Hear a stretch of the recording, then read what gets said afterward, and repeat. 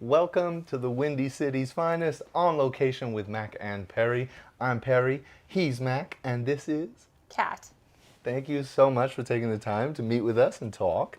I'm super excited to be in your space. It's all pink. I love it.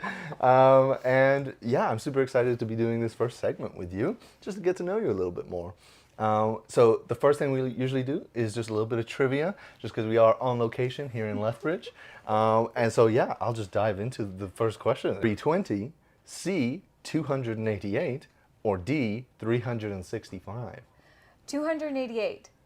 Oh, not quite. Oh, okay. I mean, this is according to Google, so who knows how accurate. But 320, if you Really? Google it. Yeah, it doesn't Wow. always feel like it. Okay, okay. But yeah. I'll take it. Yeah. Moving plus kilometers. C, 200 plus kilometers. Or D, 99 plus kilometers. I'm going to go with A. 365 plus kilometers? I'm going to say that. Not quite. Oh, I don't hike. I don't do anything outside. That's fair. That's super fair then. That's super fair. I'm not even sure I would know. I know there's a lot of trails, but it was B, 280 plus kilometers. Close. Give or take. Yeah, give or take. So there you go. We learned something new about Lethbridge. There we go. I've lived here basically my whole life. I did not know that. I mean, it's actually quite interesting, like looking up facts about the city that you live in or whatnot. I had fun, so maybe people could try that. But I think let's move swiftly along to our this or that game. Right. So yeah, it'll just be simple questions of like this or that, and then we'll talk about it. All right. Potentially.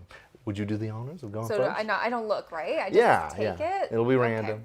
I think I got it. Okay. Okay, Do I read it out? let's do it. Yeah. Okay. Spotlight or spectator? Ooh. So are you typically the kind of person to like be in the spotlight, or are you typically the person that'll be like spectating, like you prefer to watch? Like just being a spectator? Yeah, like has it always You're always like you always have a client or a cast member you're looking after, and you want to make them look their best or whatever they have to look like, right? So you're kind of the spectator. We'll just take a second. I want to but in reality, no. Want to but in reality, no. No. Cramming last minute. Cramming last minute. Like you kind of just have to let go of things and prioritize and just do the thing. Like you kind of just have to let go of things and prioritize and just do the thing, and yeah, so. Oh yeah, and if I don't set deadlines, that's really tough. Because as much as I love reading a book, I feel like audiobooks and podcasts are the way to go for me because I drive so much. And that's where I catch up on all my reading, and I catch up on all my podcasts is in the car or on the planes or whichever, because I feel like, I know, my brain retains it better. I do like to read, but the actual having time to sit there with a book and tuning everything out, it doesn't really suit my lifestyle. Not at this moment, at least. So... But yeah, that's a good question. Yeah, no, that's super fair. Yeah, and like you say, like that you're still able to like engage with like that content, but that in a way that suits your lifestyle, like while you're driving and spending. Yeah, that's super fair. Yeah. So definitely good. Yeah. Awesome. I think we'll do one more of these. Okay. And then we'll move swiftly along. Stick or automatic?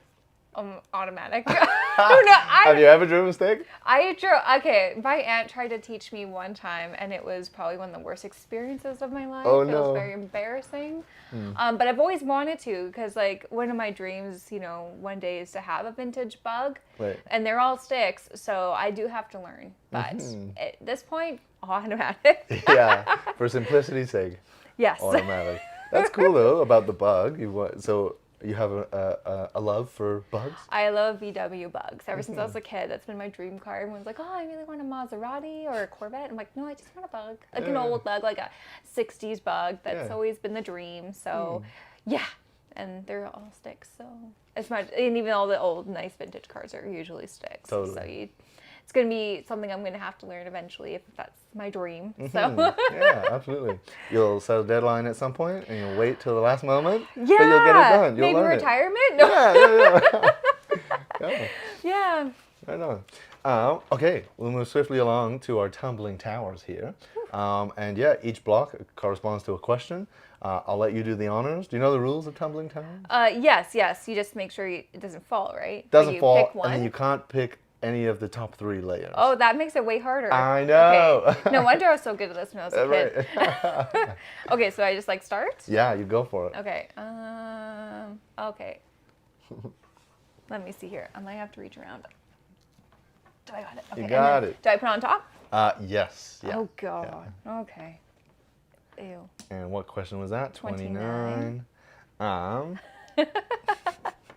What's a song you could listen to on repeat? Oh, that's so tough. I know. Whenever I think about these things, it goes straight out of my brain. But Yeah. Yeah. Oh, and it's like, I don't want to say what immediately comes to mind because it's like kind of embarrassing. Oh. Do you know what I mean?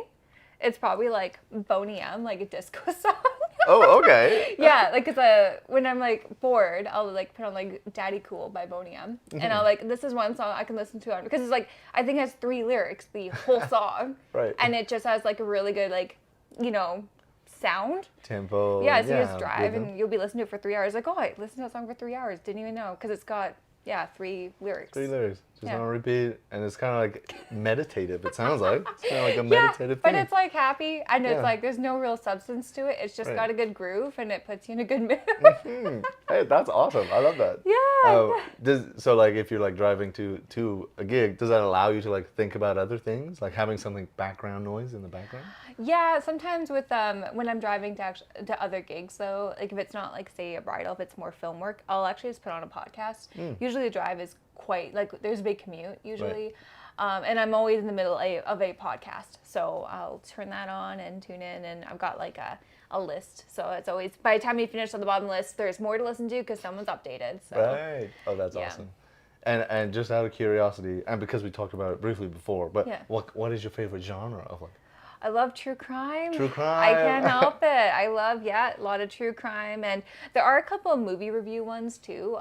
Like, I don't know if I'm allowed to like say the names of the titles, but there's the one that's, it's called the Hello Sydney podcast, and she does horror movie reviews. Okay. She is so good. I love her reviews, even though her and I, we disagree. That's totally fair. I'm going to go with this one, just because it almost came out. Probably I think it's 1976 Carrie. Okay. It's Stephen King's Carrie. Only because that was one of the first horror movies my mom, and if I see that the original Carrie's on like, a streaming platform, I will turn it on, just listen to his background music, even though it's very horrific. Like, it's not a nice movie. And I read the book because I love Stephen King as like an author. Yeah. But yeah, that's just one movie I'll like turn on. It has these weird warm fuzzies because of the memories that movie has for me. But yeah, I know it's probably not everyone's cup of tea. Hey, that's totally fair. But I hopefully people have. Fantastic. I'll let you do the honors and pick the next one. This is such a hard game. Like, I'm kind of scared. So now am I allowed to pick from the top 3? No. Not the top 3. Yeah. Okay, so still not the top 3. Oh, okay. there you go. This is number 7. And you can move these if you need to. Okay. That's all good. We're doing good so far. Number 7 is what are you reading right now? These are all very on brand. On they theme. are, so, aren't they? Yeah. Honestly, I am finishing up Outlander, the book, or I'm on the 4th Outlander, which I believe is Autumn. Gosh, they have such all crazy names. 4 years to get through 4 books because the books are that big. Yeah. And like I said, I don't have a lot of time to read. So when I do read, I can only read for like maybe 20 minutes before I'm like, oh, I need to go to sleep. Right. But yeah, so I'm on the 4th Outlander right now, and it's great. All the books are great. I love Diana Gabaldon, and I love all of her whole universe is just my favorite, and I'm so excited for the new show to come out. Like, yeah. So that's me nerding out a little bit. Love it. Yeah. Yeah, love it. That's awesome. Yeah. 4 years to read 4 books. Oh, they're big. They're big. They're big books. 4 years to read 4 big books. Totally fair. And yeah, no, I that resonates with me. I also take a lot of time to read. And like you say, you don't always have a lot of time to sit down and read. Is it kind of like a ritual that you have, like for sitting down and reading? Or is it just like, I have 20 minutes, I'm going to read now? Literally, the only time I really read is when I'm on vacation or on a plane. Interesting. Yeah, okay. and I like sometimes if I can't sleep or if I'm in an area, I'll have to I'll have the book with me. Like sometimes if we're on lunch on a film and I'm like, I got an hour to kill, I'll pull my book out and I'll start reading. But I can't read in bed and I can't read at home. There's too much to do at home. And I'll have cats crawling all over me and Yeah, so I can't read at home. It has to be somewhere else, hence why it takes me forever. No, that's totally fair. Yeah. Great. I think we have time for one more, so I'll pick our last one here. Okay. And there we go. Just like that. Ooh. 47. That is, what's one sentimental item you've kept? Oh, a sentimental item. Oh, this is going to be so on brand too. It's so funny. And it's like I kept it, but it's kind of, I had it and then it disappeared and then it came back. I'm going to tell you. It's a little story. I'm going to be quick about it. No, it's so all good, yeah. my mom had Grease, the movie, the VHS, and I loved that movie and all my friends loved that movie, and my mom actually wrote her name on it because it was always borrowed out in Jiffy marker, and so it's hard plastic and it's the old VHS beat to crap. So when my mom she ended up selling it and she sold at a garage sale, and I Leave Your Brain DVDs came out and now we don't even have anything physical. So at one point a couple Christmases ago, my friend, or a friend of a friend of a friend, she was like, "Oh, I have a Christmas gift for you," and she actually had the VHS crunches when you hold it, and it's got the shake of a VHS, and it even has Paramount on it, I held it and I was like, "This is so amazing, so sentimental." So, yeah, it's one of my favorite things that I have. So random, but yeah. So it kind of went away and came back. So. That's beautiful. That's really beautiful. I love these questions. We get so much insight into people. So that's awesome. And I also love that. Yeah, it's connected to your mom and yeah. Yeah, it's sentimental. For that was probably the biggest thing that came to my mind when you're sentimental item was that's probably the best one. Absolutely. Nice. Well, I think that is all the time. I have thoroughly enjoyed talking to you about these things. I could keep going, but I think that's all the time we have for this segment. So we'll wrap up. And yeah, this has been the Windy City's Finest on location with Mac and Perry. Perry, and this is Katt. Yeah, well, thanks so much for joining me, Katt, to chat. We just had a section with Perry, and we were playing some games. We learned all about you, and we did not tumble the towers, so it was good. No, we did not. I thought we were going to. Well, I thought I was going to, but... You didn't. Yay. Very, very excited. Yeah. And you can't really see this on the camera, but this is the lowest couch that I've ever been in. It is super low, and that's okay. It's fun. Is this the oldest couch you've ever been in? No, it's not. Really? I don't know. Oh. I feel like I've been in some old couches. Oh, well. How old is this couch? This is from the 60s, I believe. Yeah. It's the original, the original everything still. Hence why it's a little beaten up. It's great. It's lovely. Yeah. It's very much in with your brand, your look. It's great. Yeah. Anyways, enough about the couch. We're here to learn about your work, your craft, your art. And you are a makeup artist, right? Yes. Yeah. I do makeup for a living. As much as it sounds like it doesn't exist, it does. I promise. Yeah. Well, tell me about that. Tell me about your makeup work generally. All right. So, when you're a makeup artist, there's a lot of the avenues you can go down. For me personally, I do a lot of film work, a lot of makeup film work, which includes getting people camera ready, as also some out of kit effects, some special effects, applying and painting prosthetics. And then also I do run a freelance business on the side of that, which is just bridal makeup, event makeup, Halloween makeup lessons, everything makeup related that isn't on the film set. I do, kind of on my own. So nice, yeah. And did one start before the other? Were you doing more of just the conventional makeup first? Or? Oh man, to kind of answer that, I have to go back a bit. I'll try to keep it short, but you kind of have to have the side hustle in order to fuel the big dream, and the big dream is film, right? For a lot of film makeup artists, but a lot of people, you can't just hop right into it and survive financially. So you do have to have that side hustle as a freelancer, picking up anything you can, whether it's you're part of a team of bridal makeup artists, or if you're a counter artist and you're working at Mac Counter or a beauty counter. So definitely the dream was always to work in film, but that byproduct of that, I guess, in order for me to survive, I had to start the freelance. So they both start at the same time, but they both had to keep me afloat, basically. So yeah. Oh, makes sense. Yeah. I'm curious to go back even just a little bit more. Yeah. Kind of what first interested you in doing makeup? Well, to kind of I know we touched a little bit on the topics of kind of my interest back when we were doing the questions. But when I was a kid, I was obsessed with scary shows, horror movies, scary shows like Goosebumps, Are You Afraid of the Dark, and stuff. And I think that's where kind of the idea of like monster makeup and practical effects really, you know, wowed me. And I was like, oh, that is so cool. And then growing into like my teenage years where I exclusively just watched horror movies, and I was really into like just the gross stuff, you know, that I thought that was amazing. And I always thought it'd be really cool to recreate that. And then I started down a different path where actually I was doing a lot of sewing and tailoring, and I wanted to be a costume designer. So I went down that route, and it just really something wasn't hitting right. Like I was really struggling through my degree. Meanwhile, to put myself through the degree of costume design, I was actually doing makeup for bridal and events and Halloween makeup. And then something clicked where I was like, you know, maybe I'm chasing the wrong hobby to make money at. So then I switched gears. I went to school for makeup, and I was like, you know, I just want to make monsters for a living, and that's, you know, what I wanted to do. And then as I was going to school for makeup, I was doing bridal makeup and a lot of fashion show makeup, photo shoot makeup, beauty makeup, essentially. And that was paying my way through makeup school, as well as, you know, being a bartender. And then I realized, okay, well, a lot of my strengths are in that beauty realm. And then talking to other makeup artists who've been doing this for millions of years, they were saying you can be interested in do special effects and like the more lab work and like the sculpting and things.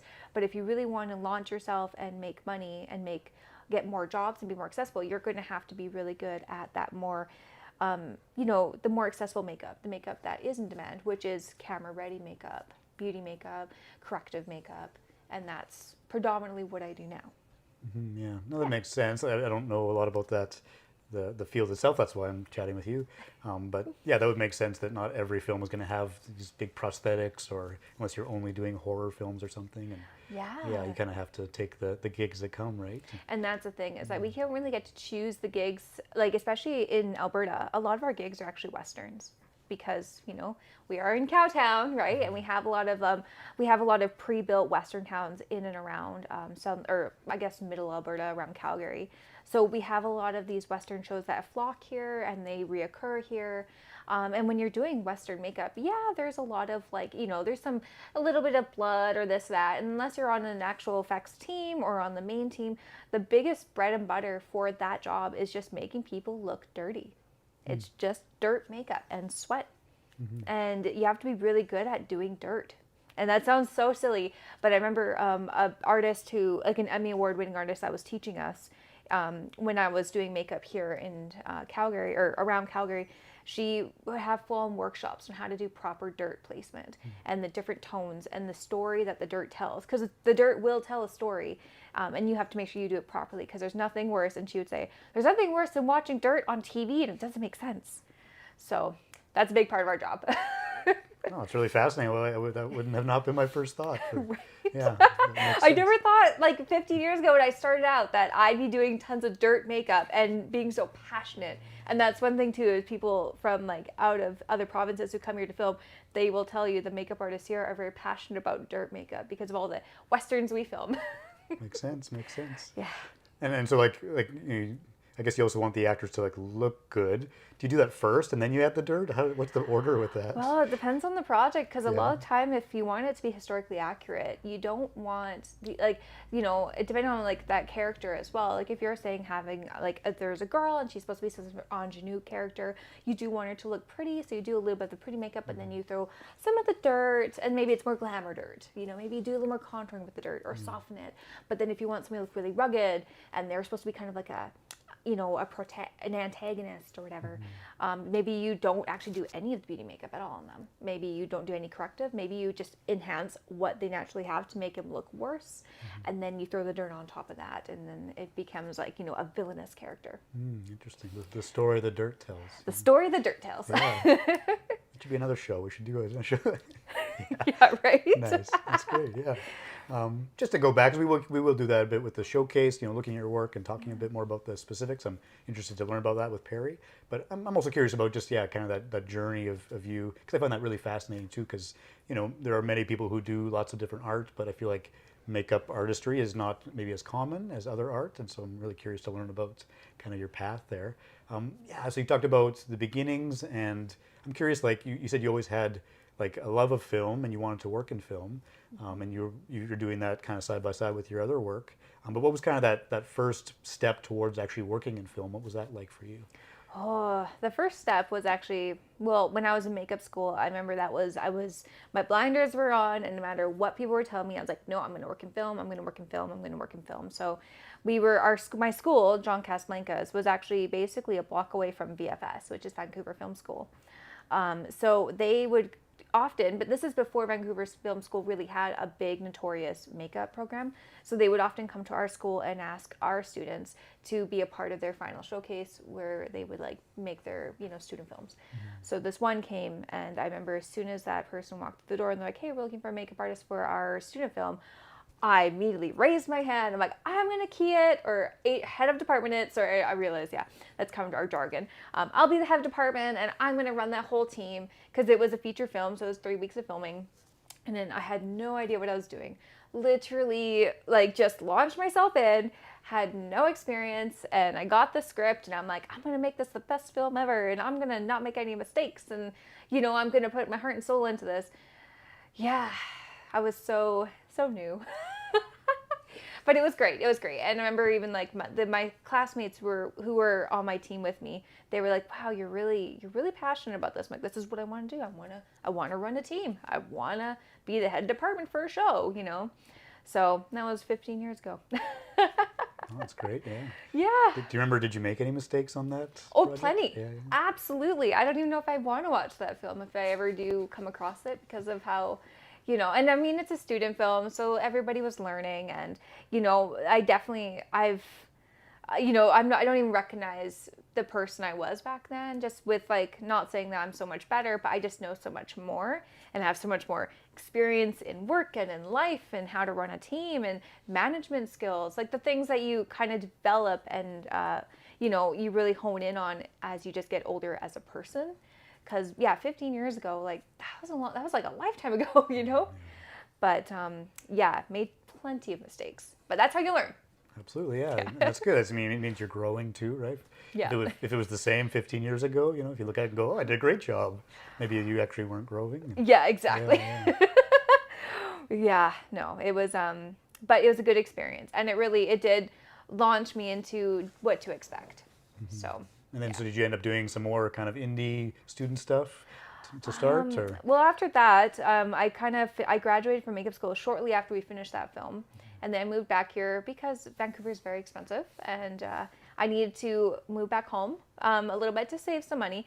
But maybe about 3 weeks, or not 3 weeks, it was more, I think it was a week and a half after that, I noticed that there was, I got this, there's a scary movie convention in Calgary. And they posted that they were doing a casting call for extras for a zombie film being filmed in Drumheller. And I was like, I want to work on that film. That's exactly what I want to do. So I emailed, and this is probably a big no-no, but this is a long time ago. I emailed the person doing the casting call. I'm like, hey, I'm a freelance makeup artist. Just here's my portfolio from school. I have no job. I have no commitments. Do you need help? And they were like, yeah, can you help out on the entire movie? So I worked for like 2 weeks, no pay, up in Drumheller, but it was the best experience of my life. And I would still say that to this day. The best experience of my life. I had the most fun. I met the coolest people. And the movie, was like, but even now, like this is 15 years later or whatever it was, the connections and the reason why I have to get the jobs now still in some weird way branches right back to that first zombie film that I did in Alberta, which is so weird to say, but I can trace it right down to that first film. Yeah. So I will reconnect with people and I will say, I loved working on that film. And they're like, really? Because of all these problems we had, the budget and this.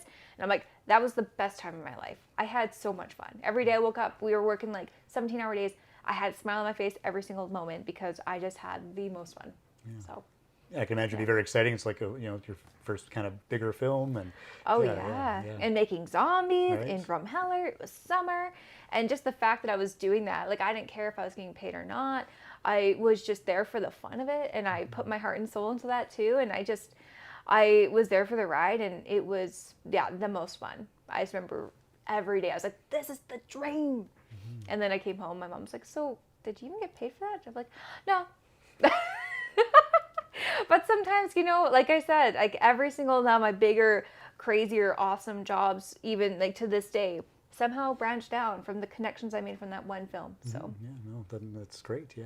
Yeah. And I mean, Perry and I talk about this constantly.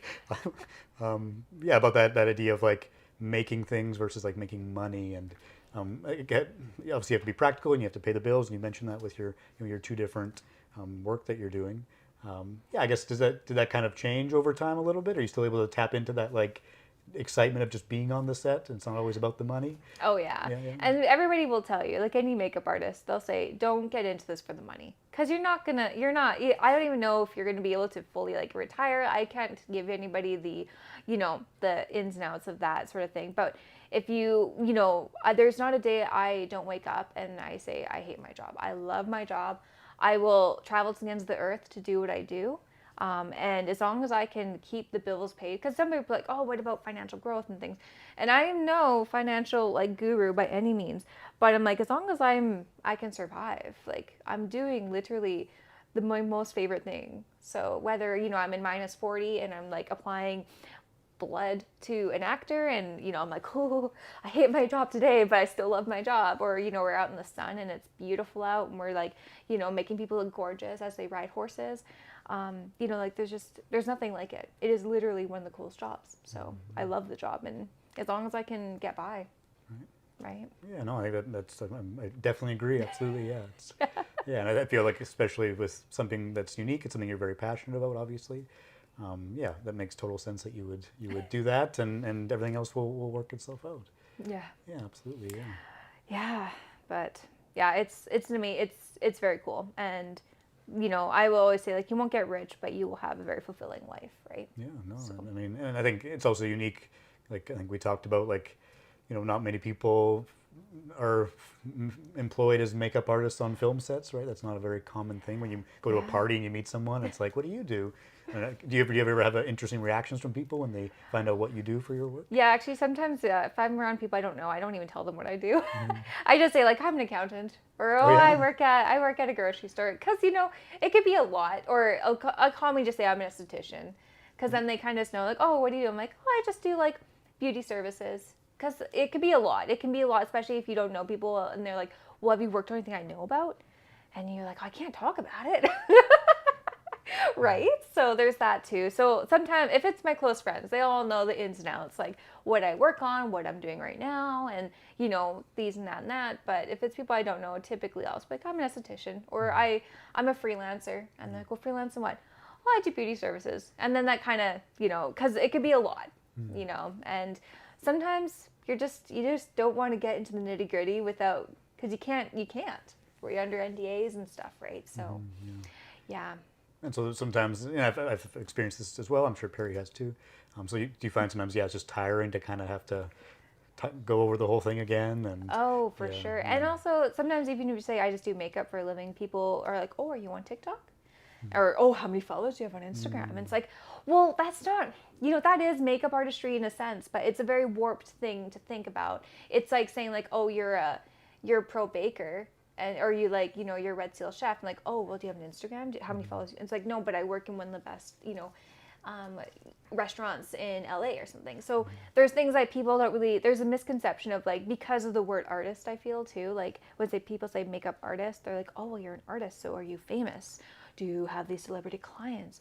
Do you have a big following? Do you get PR from big makeup companies? And it's like, no, I just get paid by other big companies to do makeup on people, and therefore I am a professional makeup artist. So there's a lot of weird allure, there's a lot of gray space, and there's a lot of just, misconceptions because of, these other like platforms. And I'm not saying, like, I'm not calling down anybody like for, being like, say, more of a, a social media makeup artist, or say like more of a, like them, an influencer and stuff.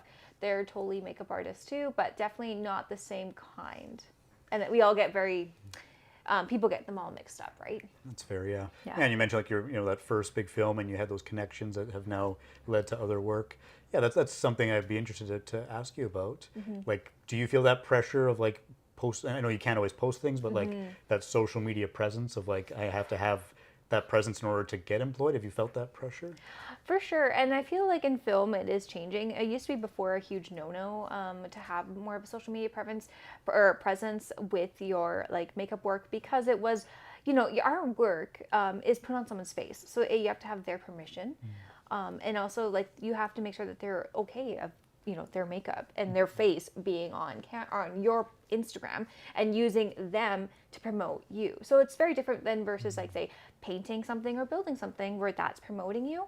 You're using another person to promote you in a way, right? Sure. And sometimes people could be like, oh, well, if you worked on this one celebrity, why don't you take their makeup and post it? It's like, well, because I'm using them to gain notoriety, and that's not okay. So there definitely is a lot of weird pressures, because people are like, well, if you did this, then why don't you talk about it? It's like, because I can't. And also, it's a human being. It's not just an art piece. It's a human. Sure. And they got to be okay with these things.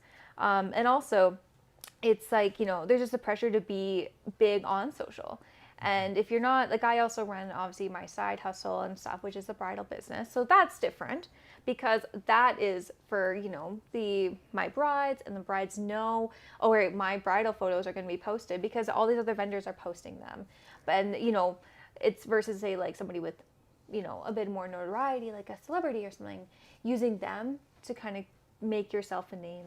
It's different. So I don't know if I got off topic or not, but no, yeah. And it sounds like you're not doing that. I mean, like you said, you can't sometimes, but yeah, it's just social media. It's hard to kind of touch on the things you do that like in a way that will promote you and get you other jobs, but with also honoring and respecting people's privacy, and also not using somebody like riding on their coattails, basically. You know what I mean? But it's very important to still have an online portfolio. And fortunately and unfortunately, our online portfolio does require other people, or because you have to do the makeup, and the makeup on our portfolios is a lot of time, if it's on film, it is on an actor. So you have these actors' faces, or these people who are noticeably recognizable. So your profile or your portfolio is like it's tough. It's a lot of stuff that you kind of have to really work around and just be very mindful of it. You can't just willy-nilly just post and me and follow me, I'm the best. Da, da, da. You have to be like, okay, no, like, how does this actually work, and how is this benefiting me, and respecting the people I work with, so and the industry too. Yeah, it seems like you just have to have a certain level of professionalism, and that's good. It's interesting. And maybe in some ways, like it's like there's more like a lure. It's like, ooh, there's like mystery involved, and we don't know. I can't. Like you said, you can't share. I always try to like kind of say that too, like like if I'm on socials and stuff, because I'm always posting like my freelancing clients, because I've already discussed them privately, like, all right, it's okay if I post your makeup photo on there and this and that, and I'll be like, I'm away from here and this time to this time working on a film or a film project, or I'll post a picture of like, oh, these are the products I'm using on this film today, and so people will ask like, well, what are you working on? I'm like, oh, it's just a really cool show. When it's like released, I'll like tell you, So there is that too, and that alone does have some allure to it. But also, I don't want to, be like that person that I'm constantly just using that to lure people in. I want it to be my talent and my, expertise that's pulling people in. So, yeah. That's great. Yeah, I think that's a good thing to do for sure. Yeah. Yeah.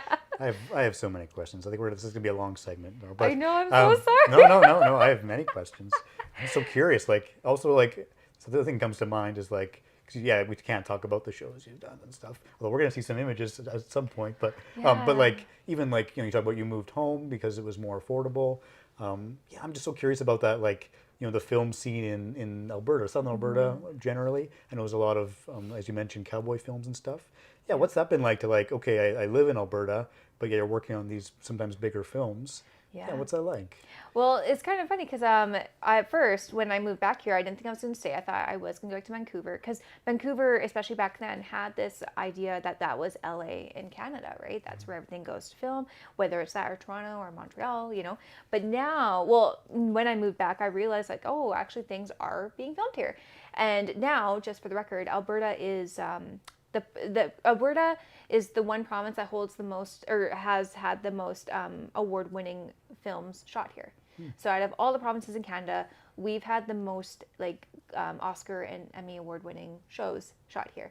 Like if you think like I didn't work on these, by the way, but like you're thinking of like Interstellar, you're thinking of Inception, you're thinking of like The Assassination of Jesse James, like all those westerns, right? Brokeback Mountain, yes. you know, like all of those that are super huge in the award scene, they're all shot here, and I'm just listing a few, right? And they keep going, and then we have more like Last of Us, like that's the latest one, and we have Billy the Kid, like so many that are here. So when I started kind of like tuning in more to like the Alberta film industry, and you know it does come in waves because you know we have like tax credit things that were like, you know, kind of hemming and hawing and stuff, but now it's like in the last since COVID really they've just like exploded. And we're so busy here, and it goes through lows. Like we did have the actor strike, and then we had the writer strike. So that 1 year was a little like, meh. But indie films are huge here, and I was employed that entire year because I have all those connections in the indie film industry with that one zombie film. And I'm not trying to brag, but just like, you know, I was able to coast. And then when things picked up again after the strikes were resolved, like we're slammed, and we're supposed to be busy again this year. So Alberta is getting more, is becoming more and more, and also because we have beautiful landscapes, and we do have a world-renowned crew here. So our crew is actually known for being one of the best, as well as like one of the hardest working. And because we can work, and we are able to work in like the -40s as well as the +40s, where we can drive. And you know, I'm just like thinking, or I'm just kind of like saying, like we have the amenities as well. Like we have a lot of people who drive, you know, cars that can like, you know, we can go through snowstorms, or we're not afraid to have to go and, you know, drive our cars in blizzards, because we do it all the time because we live in Alberta. Things like that, where people will say like, wow, we really didn't think we were going to be able to shoot today on time, but the whole crew just showed up. And we're like, yeah, because, you know, we're from Alberta, we cowboy up, as they say, and we get the job done. So we're all very proud in Alberta, like and you know, I'm not saying Alberta's perfect by any means, but we're all very proud to have our film industry here, and we have, it's like one of the best crews around, and we're always willing to get like, yeah, the job done no matter what is in our way. So that's great. And it's what we're known for. Absolutely. So. Yeah, that's great. Yeah. And I think I mean, it might be specific to where you live, but yeah, I think there's just that impulse when you're working in, let's say, film, to say, yeah, I have to go to the Vancouver, I have to go to the LAs, places like that. So, yeah. How do you feel? Like, are you glad that you stayed here? I'm so happy I stayed here, because it's easier to live, I think, just in my experience. It was easier to live here because I had family ties, obviously, but also just like the cost of living was cheaper. The easier to, like, you know, have a car, drive around, personally for me. But also just, I found that because Alberta is my home, coming here was like coming home. So I just like, I knew the groundwork better and stuff. And I found that it was easier for me to network. And I'm not saying anything bad about Vancouver. I loved living there. It was just far too expensive. But yeah, even people who do come here from Vancouver, Toronto, wherever, they're like, wow, this is actually, it's nice here. And people are actually nice. And they're like, yeah, we are nice. Like, why you guys all work real hard? Like, of course we work real hard. You know, we're from here. We're from cowboy town and stuff. And it's, you know, we aren't afraid to get our hands dirty, and, you know, and we, I think that just especially since having The Last of Us recently, coming here and filming for the year it did, and having like, so it was just so notable. Everybody was like, oh, like, look at Alberta's landscapes and this and that and that. And, you know, now we have like, we're just known for being a big film hub, and it's getting bigger and bigger and bigger. So there's no reason to go anywhere else. You know, I think like the only place I would consider is maybe Winnipeg, because they are up and coming, but their winters are way too cold.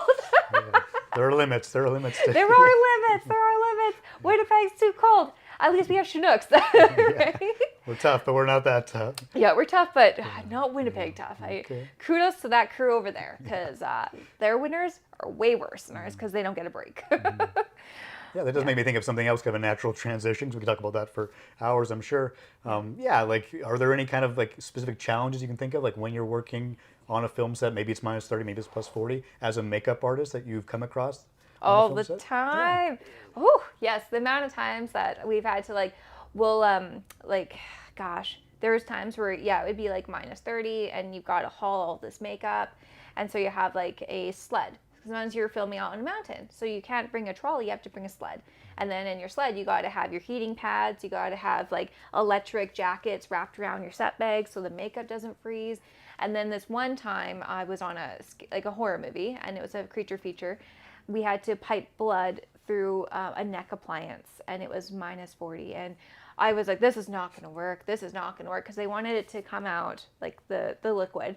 And it was like I was at the actress's legs with this, like, I had the pump with the stuff, and the stuff was like insulated, and I'm holding it, trying to keep it warm because we also had a wind chill that day.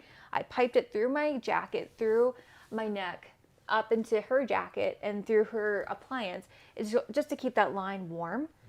It still did not make a difference, and the thing just congealed. It's coming out like a Slurpee. And I cut it with alcohol to see if that would help, and it did not. So we ended up having to like cut it. I think they ended up CGIing that whole thing because it's just too cold. Sometimes it's too cold, right? And then sometimes it's too hot, and you have makeup that's sliding off someone's face, or they're sweating it off. It's getting in their eyes. And then you have to fight a sunburn because, you're out there 20 seconds trying to get them a sunscreen so they don't sunburn, and then, have weird tan lines.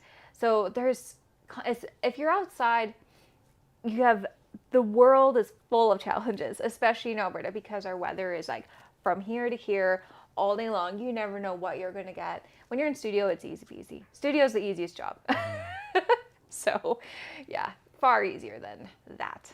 But. Yeah, and film sets are usually demanding, right? It's very time crunch. Oh, yeah. Maybe hopefully not too much. Maybe you're feeling some pressure from, the team of like, it's to always keep this moving. Always pressure. Yeah. I don't think there's a day that there's not pressure, because I feel like, they pressure you. Because everybody, it's from top down, there's pressure, right? And so you're constantly, there's pressure. And even if there shouldn't be pressure, there's still pressure. Like, you're like, oh no, we're actually on time. Okay, we're still pressured. We're on time. We're early. No, we're still pressured. Let's get this done. So, like it's very rare that there isn't a form of pressure, but I work really well under pressure. And I think that you kind of have to in order to do this job. Absolutely, I think you have to be able to work well under pressure and take it and, form a diamond with that pressure and get the job done. So and like it seems like you've described as a lot of those teams, they work well together, or they're hardworking, and because like the goal is the same. Everyone has the same goal, whether like no matter what you're doing, it's to tell this story, right? It's to tell this story and to get this actor to be able to do their job, right? Because a lot of the time when you're doing like whether it's makeup, hair, wardrobe, whichever, props, set deck, you're basically creating this like universe and this character, or a world that this character can live in and tell their story accurately and easier. And without any of these moving parts, like film is so collaborative as well as theater, like it's all these moving parts really just to tell this really unified story. And if one of them falls short, it can be so detrimental. And people always say like, oh, well, it only takes an actor to tell a story. It's like, well, no.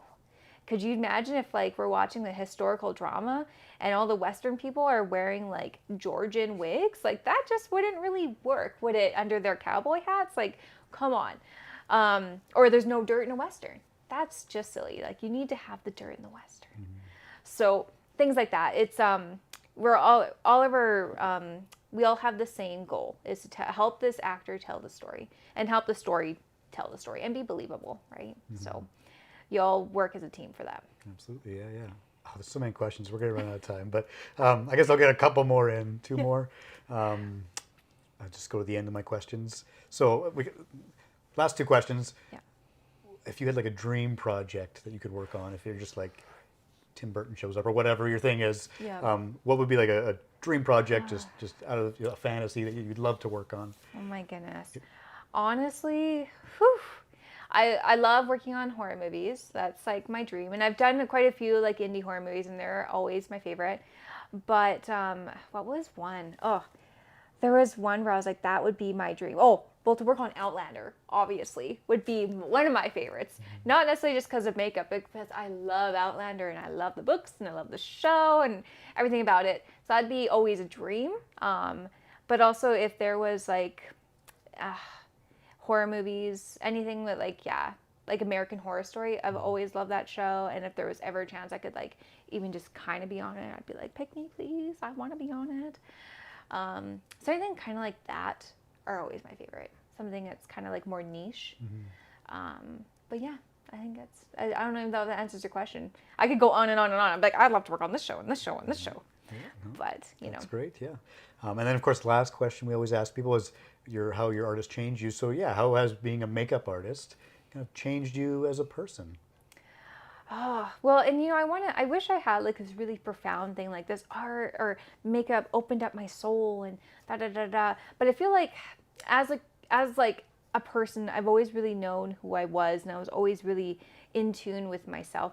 But doing makeup, because makeup is so collaborative and it is so, when you're doing makeup, you're doing makeup on someone else. They're your canvas. So it has helped me, how do I put this without making it sound so it's helped me appreciate the human connection, basically, because our canvas is a living person and you're working with them. So it's like helped me on the collaborative aspect.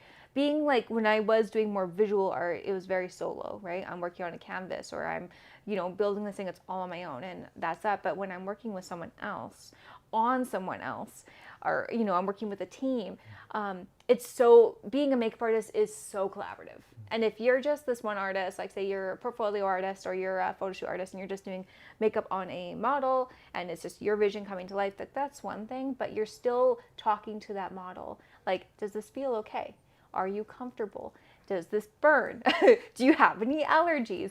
Do you feel safe? Like, it's still so collaborative in that way. And you have to really hone in and tune in on like how to read people and how to read if they're feeling insecure. Because a lot of the times too, and like anybody in the beauty industry or in the personal service industry will tell you, we are like, our service or whatever we do is first, but then our secondary is we're a therapist.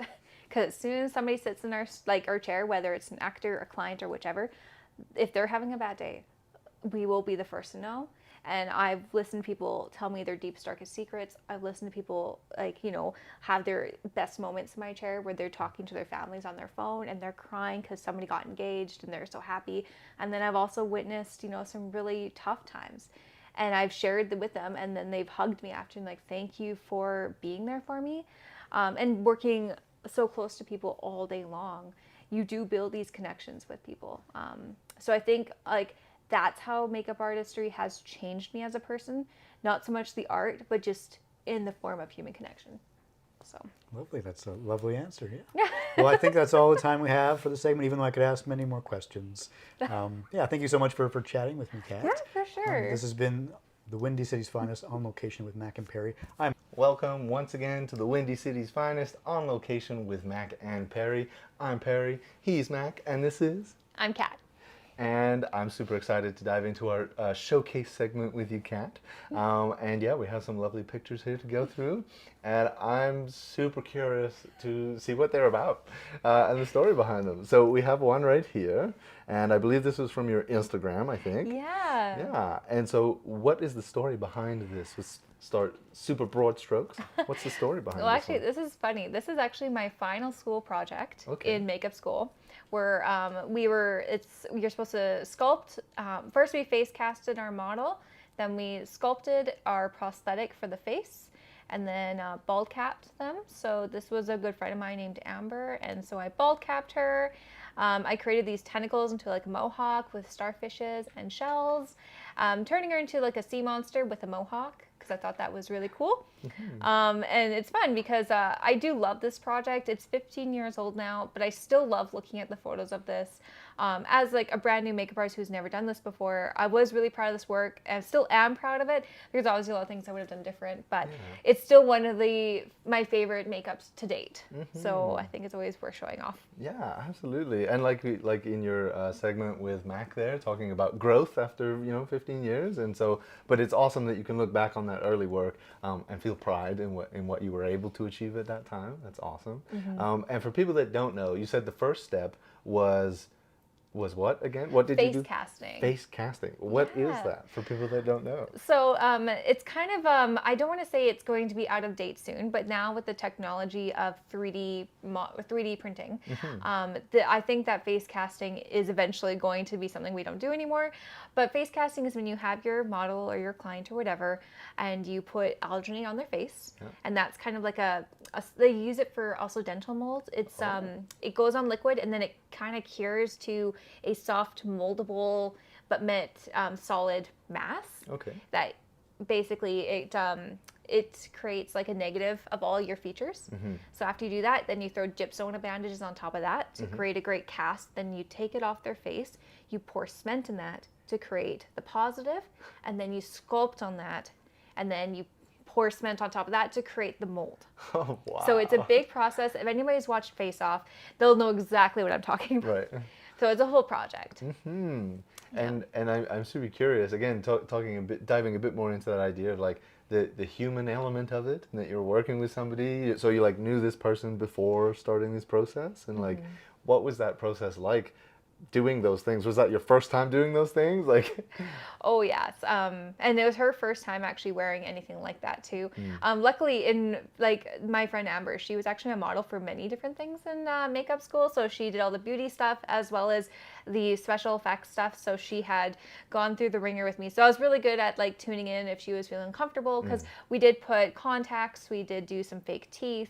And then she also like obviously was topless, and then I created the starfishes to kind of stick onto her skin. So having that good open line of communication is very important. But yes, with her and like just kind of doing all that other stuff where I never sculpted before, I had never face casted before, things like that, where it was a lot. It was a lot, and then to do it all in a very short time frame because it was timed. yeah. But yeah, still, even though, like I said, there are things that I wish I would have done better, or things that I know now that I definitely wouldn't have done. I'm still proud of it. I'm like, yeah, it's still an effective makeup. I do enjoy it. It's one of my favorites. So Absolutely. And definitely that sea creature vibe with the mohawk. I love it. It's so specific. That's amazing. Yeah. She was good. Yeah. Anything else you wanted to share about this piece?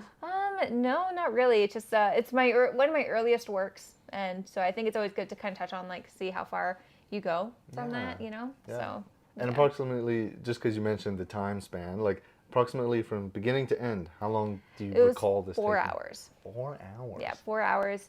Yeah, it was a long time. I felt bad for her. She did endure quite a bit. Yeah. And then the removal after that too. It takes about 45 to an hour because you've got all those layers to peel off and unadhere from the face. But she was a trooper. So yeah. What is that process like, taking it away? Because it's like you spend 4 hours making the thing. Yeah. Is it bittersweet, or is it like, let's get rid of it? Like, what's that like? It's a little bit of both, because you're like, I just don't want to look at it anymore. I'm over looking at it. So there's a bit of like an emotional, because like you're usually like, I'm not happy with some things don't work out. So you're already feeling those emotions, like I just want to throw it all in the trash. Right. And then there's some parts where you are proud of it, and you're like, well, now it doesn't exist anymore, because you're literally taking it off and destroying it. Right. It can never be redone exactly the way you did it. Exactly the way. So, but yeah, so there definitely was parts of it where it's emotional, but then also I knew that with Amber, I was like, I did want to give her some relief, because wearing all that, and it was a gelatin prosthetic, so it was a heavier prosthetic on the face. It wasn't necessarily the most comfortable. Right. And in makeup school, they did do gelatin prosthetics at that time because it was just cheaper, which is totally fine, because there was a lot of us, and, you know, a lot of mistakes were had. So you have to be able to, you know, start from scratch again. But yeah, it definitely wasn't the most comfortable thing for her to wear. And yeah, so I know I really wanted to get her out of it. That's totally fair. Like you said, that human element. You're working with a person, not just on them. So yeah. Exactly. And then I'm also curious, as far as your process goes, like, is this like an image you had in your head, or from like watching a movie? Like, how long did it simmer before you would like, or do you kind of make it up as you go a little bit? No, I had a character in mind, and I had a specific vision, and I knew that because we had spoken previous how I was really obsessed with like scary things and gory things. I didn't want to do something like that. I want something out of my element. but also there was something very like, I wanted to do something very aquatic. I wanted something with a lot of like detail, like corals and starfishes and things. And there's another photo that we'll kind of go through that also shows that. That I'll kind of show you where I bring back that kind of like the details and kind of like the environment living within someone's skin or on somebody. I've really been always fascinated with that too. So that's when you look at like, you know, the Titanic or like a whale that's been like under the water and they have like things living on them. Totally. I've always found that very fascinating. And I think it's fascinating to kind of like create an environment on the makeup. You know what I mean? If that makes any sense. I don't Absolutely. I mean, it's like I forgive me if this is a bit of a stretch, but it's like the dirt. It's like that's part of the environment that is then infused and it tells that story. And right. The story that the makeup tells, right? The story that, you know, all these things, right? And so with her, actually, this was a punk rock sea monster. So in this picture, she's not wearing her leather jacket, but actually had a leather jacket and a guitar for her. Amazing. And so she was doing a lot of cool poses with that. And it was sad because in a perfect world, I would have made her like a fishbone guitar. I did not have the time for that. Totally, yeah. But if I ever had to redo this makeup with what I know now and the amenities I have now, she would like have a full-on band. Like, let's be real. So, yeah, very cool. Nice. Well, we'll move swiftly along here to our second one. Give me the shivers. What can you tell us about this one, Broad Strokes? Well, actually, like I wish I could tell you that this was from my own imagination, but this isn't. This is from a client. Okay. So this is a client request. So this was a Halloween client, and the reason why I'm able to kind of show these makeups is because they've given me the permission, right? And it's like I'm helping them tell their story. Yeah. So with this client, it was for Halloween, and he worked at a haunt. So he wanted to have a very great, like a really awesome effective makeup to scare people. So I said, well, what do you want to look like? And he goes, I want no nose. I want a bulged out eye. I want this Joker grin. I want teeth. I want a split neck. And I want this like clown makeup. And he gave me all these things. And I had to marry it all together in a way that worked for him. Yeah. So this is a blend of like 7 different prosthetics that we got. So between the ears, there's 2 different brow bones. There's a chin appliance. There's a mouth appliance. There's a neck appliance. There's an eye appliance. And so we did all that. Then we did the teeth. So it was very fun. And watching him move around was terrifying. Yeah. And he was a very effective haunter that night. And that's the fun thing too about being a freelancer is I do get these opportunities where the client comes to me with this crazy idea and my job is to make this happen within our budget, within our time, and you know, have it work for them. So yeah, it was very fun. Yeah, and like just that idea of like, do you have a preference between it? Because it sounds quite like a puzzle. Like it's a puzzle piece where you have this amount of time, this many resources, and you have to manage those things in order to come to a result. Yeah. And so, like, do you have a preference between that or something where you're more in charge of what it looks like at the end of the day? Or? Honestly, it really depends because I find that especially with Halloween, I love like Halloween to me. I've always been a huge Halloween fan. But it gives me opportunity, or Halloween is my opportunity to really learn, but also to test myself with impromptivity. I don't know. That's probably not even a word, but I have to work on the fly because sometimes I have clients who walk in. I don't know what they want, and they're like, "Well, I want this pumpkin, but I want it glittery, but I want it gory, but I want it this and I want it that." I'm also allergic to latex, so in my mind, I'm like, "All right, so I got to do these things, but I can't use these things, so I'm going to use these things, and then I have to pull this out, and I got to figure this out all within 45 minutes." So it is a good way to really brush up on your skills as a special effects makeup artist, as well as you know, your customer service. Like, hey, this is what reality is. This is what we can achieve, and yeah, it's a really good way for me to test myself, to learn things, and to really exercise these parts of my brains that sometimes when you're working in film and you're just doing every day-to-day makeup, you do lose touch of this aspect of the art, right? Of that part of the art, and that part of the you know, the creativity you have to tap into. So Halloween's like a fun time. I get to people will be like, well, what do you do? I'm like, I'll do anything. Just let me know what you want so I can make sure I have the amenities to do it, but I'll do whatever you want. So, yeah. That's amazing. And it sounds very practical, like hands-on based, as opposed to like theoretical. I think a lot of people maybe can get in their heads a bit about like art and artistic practice, but it sounds like part of it is just doing it, like learning something and then practicing it. So and that's the thing, it gives you the opportunity to practice as well. Like, I haven't worked with this style of blood before, but you know what, we have it, we're going to use it, we're going to see what it does. And like a lot of time now, like just from doing this for many years, a lot of my clients are return clients, so they work with me. They're like, let's do it, or like, hey, I've got this new thing, should we try it? And they're like, yeah, we want to try it. So they're on board too, which is great. And it makes for a very fun experience. And then I have really cool things to show. And then they have a really cool makeup they get to go and wear to a party or to Halloween or to whatever they're doing. It's super fun. And it really does fill my cup, if you know what I mean. Absolutely. So, talking about being on board, I think our next one. Features somebody. What can you tell me about this piece? All right, so going back to obviously the aquatic things and stuff and my fascination, and also my fascination with the Titanic, because I do have this absurd fast ever since I was a kid with sunken ships and Titanic and like everything. So this is one Halloween one year where I was like, my partner and I were gonna be sunken Titanic frozen ghosts. So I just made a bunch of like, and this is all the stuff that I just kind of had laying around. So I made the coral out of like modeling clay, and I stuck a bunch of like fake starfishes to our faces. And the thing about Halloween is that you are given that permission to go more theatrical, which a lot of times with film you can't because it's too much and it reads fake. But going with Halloween, you can be more theatrical, and that also exercises parts of your creative brain that you don't get to use that often, so you don't get rusty. And also it gives you creative juices when things do get thrown your way on film. Like, oh, well, we need this bruise to happen immediately. What do you have on you? It's like, well, I've got these 3 powders, but if I think about it, these are the bruise colors and they're powders, but they will work because I know what they do. So these are all like the skills that are kind of like exercised during these sorts of things.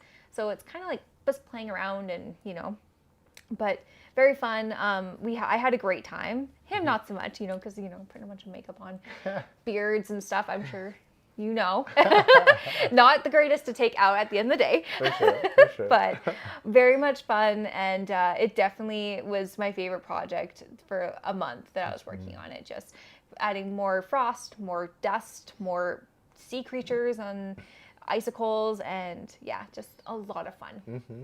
And I do want to get to some of the other pieces before we run out of time, but what I think I'm hearing there is that idea of resourcefulness, and how you've kind of like harnessed that through practice and like through more creative projects, and that where you have permission to play and be creative allows you to practice that resourcefulness, which comes back when you are doing I don't know if simple is the right word, but like more camera ready or proactive. And that's the thing is, you do build that resourcefulness too. You're like, well, I've got these products, but I know from being resourceful in the past, these will work. So I don't need to have 20 others and stuff. And also prevents you from buying a bajillion things you don't need, because like I said before, like, you don't get into this business to get rich. So to make that money, make that dollar stretch a bit further is always nice too. So Right on. I think we have time for maybe 1 or 2 more. I'm just going to find the mouse here and zip right over to here. Is there a specific one you'd like to jump to, or should we start any of them here? are good, yeah. Let's start with this one. What can you tell us? This one actually means a lot to me. So this was actually when I was taking a class at our IATSE union office, which is the film union for Calgary. Or one of the film union jurisdictions. This is the Calgary office. And I was doing a class we were just doing all sorts of special effects. So this is me applying a bald cap actually to my mom. She was my model for that. And so when we do these classes, this is actually for all makeup artists in the industry to brush up on their skills and get like kind of some tips and tricks from like amazing makeup artists who've been in the industry far longer than we have. And it's always great to kind of collaborate and just hear what they say too. And it was just a really fun day because we did 8 hours worth of makeup, And we did everything under the sun, from like hair laying to corrective makeup to bruises to age spots and aging and bald caps. So yeah, very fun. Very cool. We'll jump right along here to at least one more, but it sounds like kind of professional development, Yes, right? and so important, so yeah. important. It's like, I think in any industry, it's important for professional development, but especially in these like kind of artist industries too, where we can really get in our heads. And sometimes people think like, well, I'm already good at it, I don't need to learn more. Right. Or some people are like, well, I'm never good at anything, so I just need to keep learning. You know, you can get kind of both ends. You're like, oh, actually, I feel now I am confident because I feel like I got the answers I needed. Or people are like, well, I've been humbled and now I need to like, I do realize I do need to learn more. So it's kind of that good balance, you know? Yeah, absolutely. I think that is the time that we have. So I think that's a great note to end off on, just that idea of professional development and yeah, kind of not getting in our head too much about what we do and don't know, and just continue to play and learn and grow. So yeah, thank you so much for sharing these with me. I would love to keep going, but that's all the time we have right now. So yeah, this has been the Windy City's Finest on Location with Mac and Perry. I'm Perry, he's Mac, and this has been Katt.